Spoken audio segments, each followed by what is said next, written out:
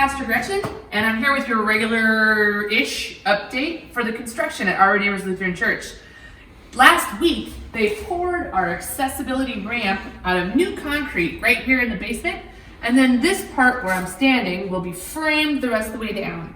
It's very exciting to be able to have this whole area of the church be accessible and usable for everybody who would want to come in. Very cool. It's been an exciting week in concrete at church. This is the new exterior walls that have been framed in where the fireplace room and the yellow storage room in the basement used to be. And now they will be supporting the building and our new sanctuary above us and the welcome area where people will be coming into the church. It's very exciting. Over here you can see where the old stairwell was. Not anymore. Right here behind me, these are the new bathrooms. Look, there's a toilet. And there's a toilet. And there's a toilet. And there's a toilet. And there. It's a toilet. So many bathrooms. It's so exciting. Hey, does anybody need a light?